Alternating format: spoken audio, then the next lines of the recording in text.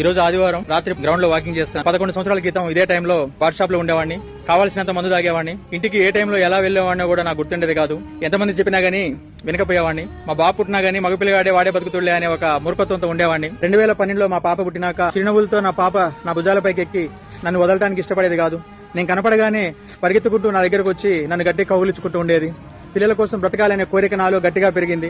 ఆ సమయంలో మేము చదువుకుంటుంటేనే దూరమైన మా నాన్నగారు గుర్తొచ్చారు. ఆ బాధ భరించలేనిది ఎలాగైనా వీళ్ళ కోసం బ్రతకాలనే ఉద్దేశంతో మందు జీవితాంతం ముట్టుకోకూడదని ఆ రోజు నుంచి ఈ రోజు వరకు ఆల్కహాల్ కి చెడు అలవాట్లకి కంప్లీట్ గా దూరంగా ఉంటున్నాను. ఏ యాక్సిడెంట్ల ద్వారాగానో ఇంకే ఇతర కారణాల ద్వారాగానో అన్ఎక్స్పెక్టెడ్ గా చనిపోతే అది దేవుడి నిర్ణయం అని చెప్పి వదిలేయాలి. కానీ మనంతటికి మనం ఇష్టం వచ్చినట్టు తాగి చెడు అలవాట్లకు బానిసై మన ఆరోగ్యాలు ఖరాబ్ చేసుకుని మనం చనిపోతే అది తప్పకుండా మన తప్పే అవుతుంది. నేను మంచివాడిని, తాగేవాళ్ళందరూ చెడ్డవాళ్ళని నేను చెప్పట్లేదు. కానీ మన కోసమే బ్రతికే భార్య పిల్లలు తల్లిదండ్రులు ఉన్నప్పుడు మనం వారి కోసం బ్రతికేలా జీవితాన్ని తయారు చేసుకోవాలని అందరినీ కోరుకుంటున్నాను. Thank you.